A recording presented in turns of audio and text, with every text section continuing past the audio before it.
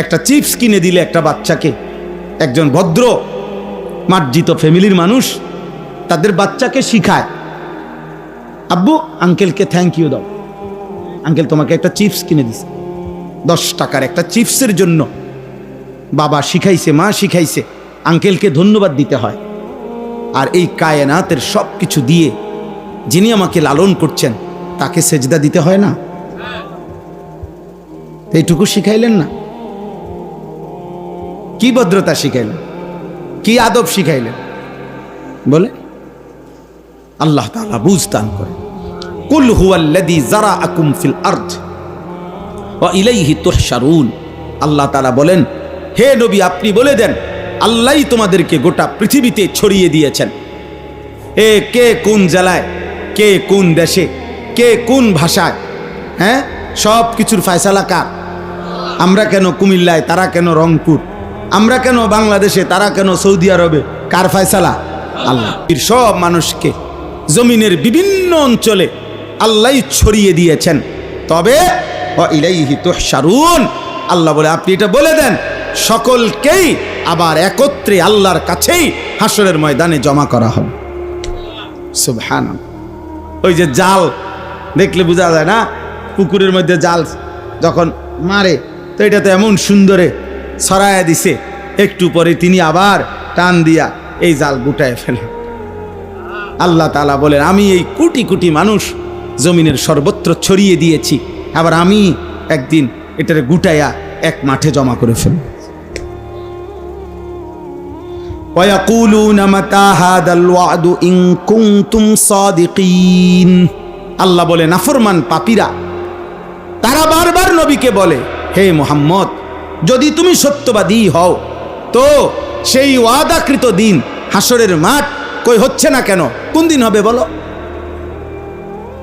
এই বিদ্রুপ করত, নবীজিকে ঠাট্টা করত, কই বাপ মরল, দাদা মরল, দাদার বাপ মরল, দাদার দাদা মরে গেল, কেউই তো কই কোনো হাসরের নামগন্ধ দেখলাম না, আখিরাতের নামগন্ধ দেখলাম না, কই হয় না কা? এভাবে বিদ্রুপ। এই অনেক মানুষ আছে তো ভিতরে ভিতরে, ও মাইত না, হুজুররাই দি কয়, ও যত কয় এত না, ও এত না। আমি একদিন একজনরে কইছি, চাচা আচ্ছা ধরে নিলাম আমি যত কইছি এত না, মনে করেন এর অর্ধেক, তা আপনি অর্ধেক ফিডা লইতেন ফেরবেন নি হেটা তো? তাহলে আমি যে এত কই এত নাকি? বুঝেন না এমনি কথাটা? আমাদের বলার অর্ধেক ফিডা লইতেন পারবেন আপনি, কবরের আযাব নিতে পারবেন। অথচ আসলে বাস্তব কথা এটাই যে আসলে আমরা যত কই তত না, বরং তার চাইতে কোটি গুণ বেশি, তার চাইতে কম না, বরং কি বেশি। কারণ প্রকৃত জান্নাত জাহান্নামের বর্ণনা আল্লাহ বলছে তোমরা কেউই পুরো আন্দাজ করতে পারবা না এই চোখে দেখার আগ পর্যন্ত। তাহলে আমরা সেই পূর্ণ বর্ণনা কই থেকে দেব? বরং তার চাইতে অনেক বেশি। তো এবার আল্লাহ বলেন, কুল আপনি বলেন, ইন্নামাল ইলমু, ওই ভাই দেখেন মাশাআল্লাহ এক টানা মোবাইলটা ধরে রাখছে, আল্লাহ পাক তাকে সাংঘাতিক ধৈর্য দান করছে। আল্লাহ তাআলা হ্যাঁ অনেকক্ষণ কঠিন ধৈর্য দিছে তাকে। আল্লাহ হাত হয়তো ব্যথা করতে আছে, মাগার মোবাইল নামায়, কারণ 1 সেকেন্ড মোবাইল থেকে বিচ্ছিন্ন হওয়া মানে মরে যাওয়া। আহা বদনসিব, হায় দুর্ভাগা মুসলমান। কুল ইন্নামাল ইলমু ইনদাল্লাহ, আল্লাহ বলেন হে নবী আপনি বলেন নিশ্চয়ই কিয়ামতের পূর্ণ ইলম ঠিক ফু দিবে কোন দিন, হাসরের মাঠ হবে কোন দিন, সে সবটাই একমাত্র ইলম আল্লাহর নিকট। কার নিকট? ওয়া ইন্নামা আনা নাযীরুম মুবিন, আমি শুধু আল্লাহর পক্ষ থেকে স্পষ্ট ভয় প্রদর্শন করছি। আমার দায়িত্ব তোমাদেরকে বলা, তোমাদেরকে ভয় প্রদর্শন করা, আমি আমার দায়িত্ব আদায় করছি। আর প্রকৃত পক্ষে ঠিক কোন দিন ইসরাফিল ফু দিবে সেই ইলম কার কাছে? ফালাম্মা রাআউহু যুলফাতান সিআত বুজুহুল লাযীনা কাফারু ওয়া ক্বিলা হাদাল্লাযী কুনতুম বিহি তাদউন।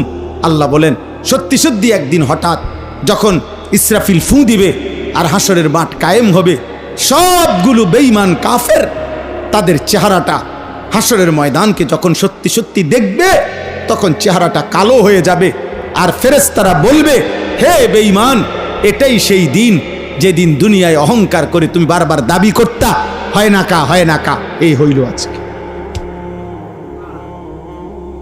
আজ হইল, আজ হইল, এটাই সেই দিন। এবার আল্লাহ বলেন, কুল আরাআইতুম ইন আহলাকানি আল্লাহু ওয়া মান মাইয়া আও রাহিমানা ফামান ইউজিরুল কাফিরিনা মিন আযাবিন আলীম। হে নবী আপনি বলেন, হে কাফেররা, নাফরমানরা, বেঈমানরা, শোনো, আমি নবী মুহাম্মদ আমাকে আর আমার অনুসারী সাহাবাদেরকে, ইমানদারদেরকে যদি আল্লাহ দয়া করে মাফ করে দেয়, জান্নাত দেয় অথবা আযাবও দেয়, তো আমারে যাই করে করুক, আমার অনুসারীদেরকে যাই করে করুক, কিন্তু নাফরমানার পাপের কারণে তোমাদেরকে আল্লাহর আযাব থেকে রক্ষা করবে কে সেটা বলো। বুঝেন নাই কথাটা? আমার যা হয় হইব ধরে নিলাম, কিন্তু আপনি বাঁচবেন কেমনে? আপনি বাঁচবেন কেন? নাউজুবিল্লাহ, আপনি বাঁচবেন কেন? হ্যাঁ, দিয়া দেখবেন না দৌড় কারে কয়, দৌড় কারে কয়, আব্বা কিভাবে দৌড় দেয়, আফসুস করবেন আর একদিন, আহারে মুরকারে নিজে খাইতাম ভালো আছিল, আরে লাউ কদু নিজে খাইতাম রাইন্দা, এটাই ভালো আছিল। আল্লাহ নাই, নামাজ নাই, সেজদা নাই, পাক নাফাক নাই, হালাল হারাম নাই, নারী পুরুষের অবাধ আড্ডা, গান বাদ্য ঢোল তবলা, এর ভিতরে দিয়ে বেহেস্ত। বাহ বাহ বাহ, বেহেস্ত আপনার আব্বার সম্পত্তি না। আস্তাগফিরুল্লাহ, আস্তাগফিরুল্লাহ। কুল হুয়ার রহমানু আমান্না বিহি ওয়া আলাইহি তাওয়াক্কালনা ফাসাতা'লামুনা মান হুয়া ফি যালালিম মুবিন। আল্লাহ বলেন, হে নবী আপনি বলে দেন, ওই মহান আল্লাহ, আমরা তার উপরে পূর্ণ ঈমান এনেছি, আল্লাহর উপরে ভরসা করে আছি। আর কসম বান্দা মনে রেখো, হে আমার নবীকে আল্লাহ বলছে, বলেন অচিরেই তোমরাও দেখবা, আমরাও দেখব হকের উপরে কে আছে আর গুমরাহির উপরে কে আছে। কুল আরাআইতুম ইন আসবাহা মাউকুম গাওরান ফামান ইয়াতিকুম বিমাইন মাঈন। আল্লাহ তাআলা বলেন, শেষ আল্লাহ তাআলা দুনিয়ার আরেকটা ছোট্ট উদাহরণ দিয়ে আল্লাহ এই সূরা শেষ করছে। আল্লাহ তাআলা বলেন, বান্দা হে নবী আপনি বলেন, আমি আল্লাহ যদি তোমাদেরকে প্রতিদিন যে পানি সারা পৃথিবীর তোমরা ব্যবহার করছো তোমাদের নিত্য প্রয়োজনীয় প্রয়োজনে, এই পানির যে লেয়ার, এই পানির যেই মাটির নিচে যেটুকু গভীরতার নিচে পানিটা থেকে, ওইখান থেকে প্রতিনিয়ত পানি উঠতেছে, আল্লাহ বলেন আমি যদি ওইটা ওইখানে না রাইখা একদিন যদি আমি জমিনের তলদেশে ওই পানিটা নিয়ে যাইগা, ওইটার লেয়ার, তো তোমাদের জন্য এই কোটি কোটি মানুষের একদিনের ব্যবহারের পানি বলো কই পাই ভাই মজা। কোরআনুল কারীমের মধ্যে আছে, নবীজি সাল্লাল্লাহু আলাইহি ওয়াসাল্লামকে আল্লাহ তাআলা বলছেন, ওয়াদাক্কির ফাদাক্কির ইন নাফাআতিদ যিকরা। হে নবী আপনি যদি বুঝেন নসিহত করলে ফায়দা হবে, এমন প্রত্যেক জায়গায় আপনি উপদেশ বারবার দিতে থাকেন। আর মনে রাখবেন, সায়াযাক্কারু মান ইয়াখশা, যার অন্তরে আল্লাহর ভয় আছে সে আপনার কথা থেকে উপদেশ গ্রহণ করবে। ওয়া ইয়াতাজান্নাবুহাল আশকা, আর প্রত্যেক বদনসিব দুর্ভাগা আপনার কথা থেকে, উপদেশ থেকে দূরে সরে থাকবে। তাহলে আল্লাহ তাআলা বলেন আপনি বলতে থাকবেন, যার দিলে আখিরাত আছে, আল্লাহর ভয় আছে, সে গ্রহণ করবে। আর দুর্ভাগা বদনসিব, আখিরাত যার দিলে নাই, সে তার থেকে দূরে সরে। আল্লাহ তাআলা কোরআনে আরো বলছে, ফাদাক্কির ইন্নামা আনতা মুদাক্কির। হে নবী আপনি বারবার উপদেশ দিতে থাকুন, নিশ্চয়ই আপনি উপদেশদাতা। লাস্তা আলাইহিম বিমুসাইতির, আপনি শাসক নন, আপনি তাদের মালিক নন। আপনি এ কথা বলার অধিকার রাখেন না যে যদি ঈমান না আনো কল্লা ফালাই দেব, ফাঁসি দিয়ে দেব, জেল দিয়ে দেব। না, আপনি মালিক না, মালিক আমি আল্লাহ। ফয়সালা দেব আমি, উপদেশ দিবেন আপনি। আপনি শুধু বারবার উপদেশ দিতে থাকেন, ফয়সালা আমি আল্লাহর হাতে। তাহলে এই আয়াতের দ্বারাও এই কথা স্পষ্ট যে বারবার আল্লাহর কথা বলতে থাকা। আমার দরকার বলা, দাঈর দরকার বলা। কয়জন শুনলো, কে শুনলো? আজকে এত বছর ওয়াজ করেন, কই মানুষ নামাজি হইল কয়জন? আমনে গণেন, আমার গণার দরকার কি? আমারে তো আল্লাহ গুনতে বলে নাই, আমারে গুনতে দায়িত্ব দেয় নাই, আমারে বলছে বলতে। শতভাগ দায়িত্ব নিয়ে আমানতের সাথে সবটুকু আন্তরিকতা নিয়ে বলা আমাদের জিম্মাদার। ইন আলাইকা ইল্লাল বালাগ, সব কোরআনের আয়াত। আল্লাহ বলেন বন্ধু আপনার দায়িত্ব আর কিছুই নয়, শুধুই শতভাগ পৌঁছিয়ে দেওয়া, পৌঁছিয়ে দেওয়া। আপনি পৌঁছাবেন। ওমা আকসারুন নাস ওয়ালাউ হারাস্তা বিমুমিনিন, আল্লাহ বলে নবী হাজার চাইলেও আপনি মনে রাখবেন অধিকাংশ লোক মোমেন হবে না। নবীজিকে আল্লাহ শুনাইছে নাফরমান থাকবে বেশি, বেহায়া, বেনামাজি, হারামখোর, আল্লাহর দুশ্মন থাকবে বেশি বেশি। মোমেন অল্পই হবে, আর ছদ্মবেশী মুসলিম পরিচয়ধারী অথচ মুনাফিক এটা বেশি হবে। তা আল্লাহ তাআলার ফয়সালা এটা, আল্লাহ তাআলার ফয়সালা। ওয়ালাকাদ ফাতান্নাল্লাযীনা মিন ক্বাবলিহিম, প্রত্যেক যুগের ঈমানদারকে আমি পরীক্ষা করেছি। ফালা ইয়ালামান্নাল্লাহুল্লাযীনা সাদাকু ওয়ালা ইয়ালামান্নাল কাযিবিন, আল্লাহ বলেন পরীক্ষা করে করে আমি জেনেছি ঈমানের দাবিতে সত্যবাদী কে, মিথ্যাবাদী কে, মিথ্যাবাদী কে। প্রত্যেক ওয়াক্ত নামাজের টাইম পরীক্ষা, প্রত্যেক রমজানের রোজা পরীক্ষা, প্রত্যেক সম্পদশালীর জন্য যাকাত দিচ্ছি কিনা, হজ করছি কিনা পরীক্ষা, প্রতিবার নারী সামনে আসলে পরীক্ষা, নজর নামায় না তাকায় থাকে। প্রত্যেকটা গুনার মুখে পরীক্ষা, গুনাহ করছে নাকি ছাড়ছে। প্রত্যেকটা আমলের মুখে পরীক্ষা, আমলটা করছে না ছেড়ে দিচ্ছে। আল্লাহ বলেন আমি সেই পরীক্ষা না করে কাউকে এমনি এমনি জান্নাত দেব না, এমনি এমনি দেব না। কোরআনুল কারীমের মধ্যে আছে বারবার আল্লাহ বলছেন জান্নাতি বান্দাকে আল্লাহ বলবেন জাযাআম বিমা কানু ইয়ামালুন, বান্দা এটা তোমার আমলের বিনিময়, তোমার নামাজের, তোমার সেজদার, তোমার জিকিরের, বন্দেগীর বিনিময়, তামাশা না। অতএব এটা জরুরি, আমরা হতাশ হই না কোনোদিনও। আল্লাহর কথা বলতে থাকা আমাদের দায়িত্ব। আল্লাহর ফয়সালাই ফয়সালা। ওয়ালা ইয়ানফাউকুম নুসহি ইন আরাদতু আন আনসাহা লাকুম ইন কানা আল্লাহু ইউরিদু আন ইউগবিয়াকুম। নূহ আলাইহিস সালাম এটা বলতেন, হে আমার জাতি, দিবানিশি আমি তোমাদেরকে যে উপদেশ দিচ্ছি, আমার উপদেশে কোনো কাজে আসবে না যদি আল্লাহ তার বিপরীত সিদ্ধান্ত নেয় যে তোমাকে তিনি বেঈমানি রাখবে, পথভ্রষ্টই বানাইয়া রাখবেন। এটা যদি আল্লাহর ফয়সালা হয়, আমার ৯৫০ বছর না ৯.৫ লক্ষ বছরের উপদেশও কোনো কাজে হবে না। ফয়সালা কার হাতে? আল্লাহ তাআলার হাতে, আল্লাহ তাআলার হাতে। হ্যাঁ, অনেক মানুষ আছে দেখবেন কয় হুজুররা ওয়াজ তো করতে আছে ডেইলি, কই নামাজি কই না, তো এই জন্য আপনি বুদ্ধি দেন যে ছেড়ে দিত, বন্ধ করে দিত। কোন আপনার বুদ্ধি দেন এটা? সবাই আপনার মতো বইবে সাদোয়ানে বিড়ি খাক, বলেন সবাই আপনার সাথে বসে বিড়ি খাক, যেহেতু কেউ নামাজি হচ্ছে না তো বন্ধ করে দেই, এটা নিয়ে দায়িত্ব। আর নামাজি হচ্ছে না আপনাকে কে বলছে?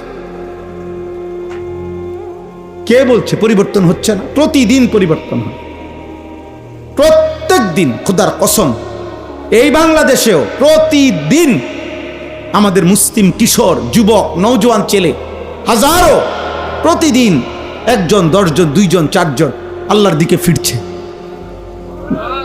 লক্ষ লক্ষ যুবক আমরা জানি আলহামদুলিল্লাহ গুনাহ করে করে ক্লান্ত, গুনায় আর মজা পাচ্ছে না, নারী দেখে আর ভাল লাগে না, আর কত দেখবে? উলঙ্গ ছবি আর কত দেখবে? অস্থির দৃশ্য আর কত দেখবে? অসভ্যতা আর কত করবে? আর কত? গুনাহ কোনোদিনও তৃপ্তি দেয় না, আজ না হোক কাল থামতেই হয়। পাপী থামেই, এটাই সত্য। পাপী একদিন আফসোস করে যে কিছুই পাইলাম না, কিছুই পাইলাম না। হারামখোর একদিন থামেই, একদিন বেলা শেষে দেখে কেউ তাকে ভালোবাসে না। সুদখোর একদিন দেখে কেউ তাকে ভালোবাসে না। ঘুষখোর একদিন দেখে কেউ তাকে ভালোবাসে না। আপনজনও না, দূরের কেউ। যেই আলারে সুযোগ পায় সেই কয় সুদখোর, যেই আলগা সময় পায়, সুযোগ পায়, সেই কয় 2 নম্বর। হ্যাঁ, দুষ্ট, দুশ্চরিত্র। শেষ পর্যন্ত ইজ্জত মিলে না আব্বা, শেষ পর্যন্ত সম্মান মিলে না। 70 বছর পরে হইল পাপী, তার প্রজন্মের কেউ হইল পূর্বপুরুষের পাপের প্রায়শ্চিত্ত হিসেবে তাকে শুনতে হবে, তোর দাদা 2 নম্বর আছিল, তোর বাপ 2 নম্বর আছিল।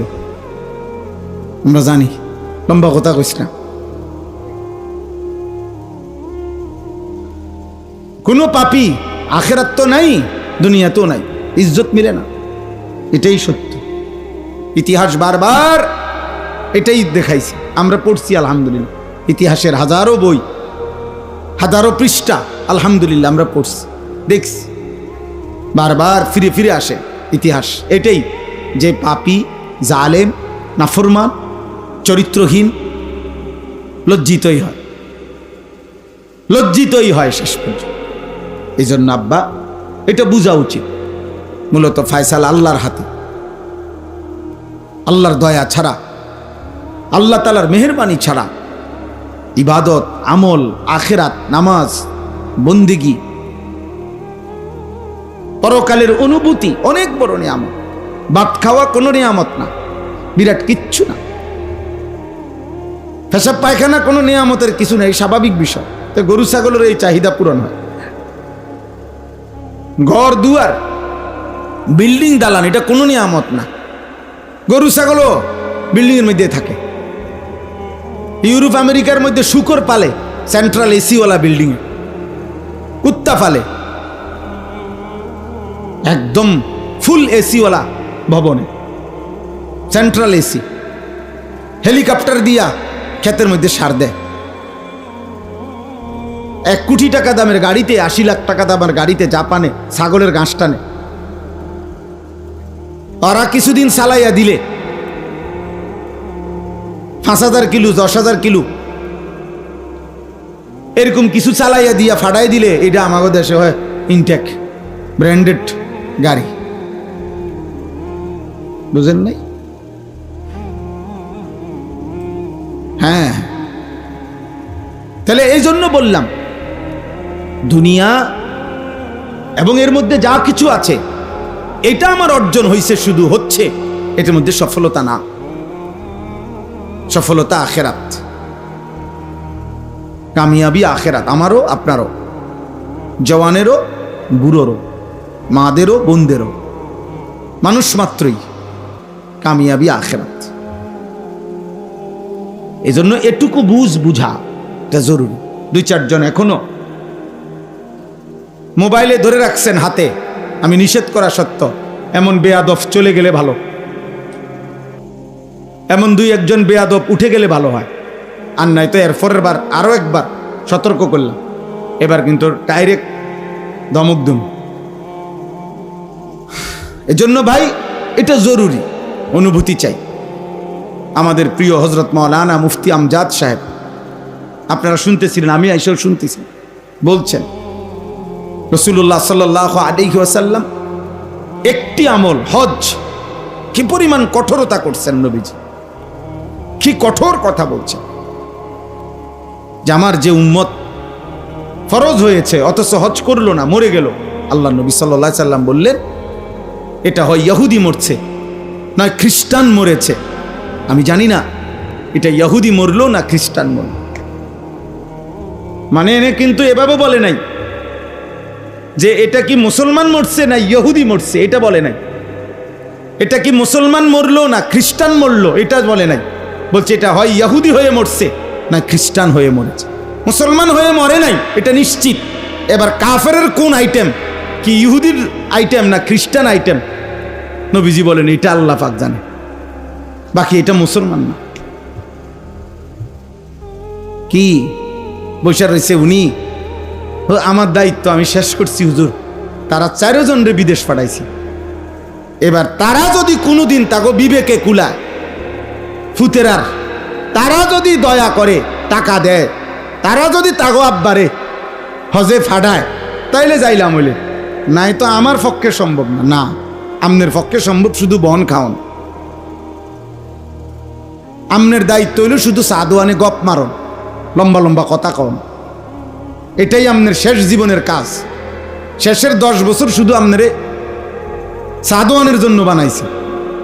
আপনি বসে বসে প্রত্যেক দিন ঘরের থেকে ভাত খাইয়েই চা দোকানে বসবেন, আর এই বন বিড়ি পান সুপারি চা বিস্কিট খাবেন, টেলিভিশন দেখবেন, আর 10 গ্রামের যত বেহুদা কথা হয় বলবেন নয় শুনবেন।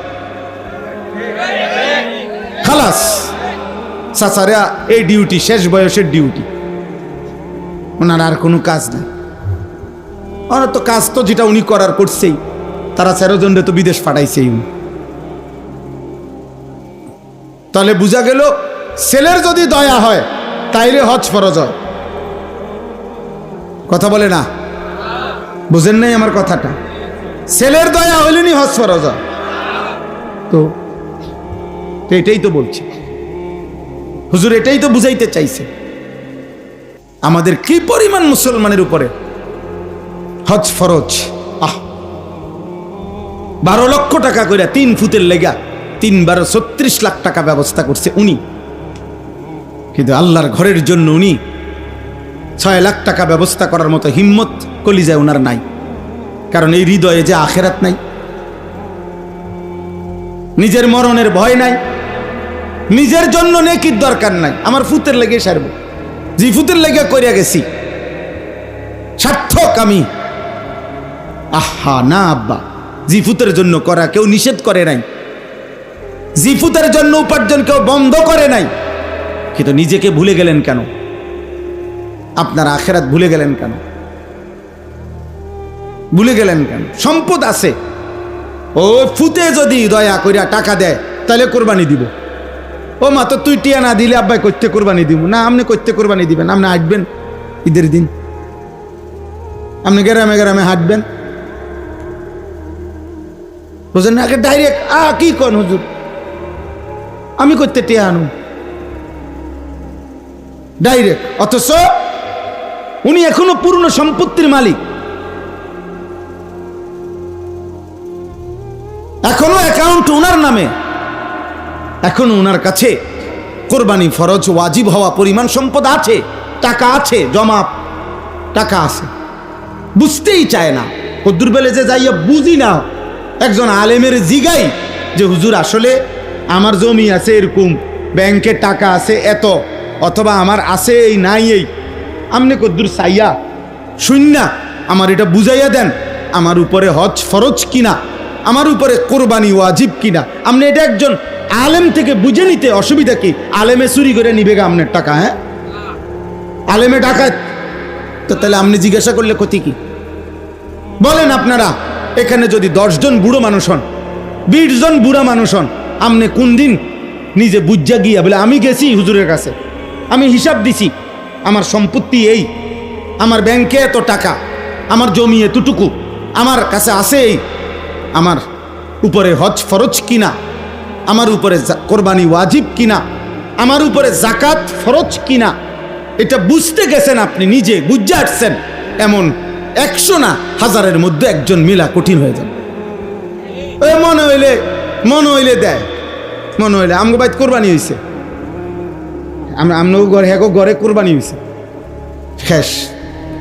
অথচ 4 ফুট 3 ফুট 3 ফুটে ইনকাম করে, 2 জন ঢাকা থাকে, 2 জন বিদেশ থাকে, বুঝেন নাই কথাটা? সবাই কেউ 20,000 কেউ 10,000 করে টাকা দিছে।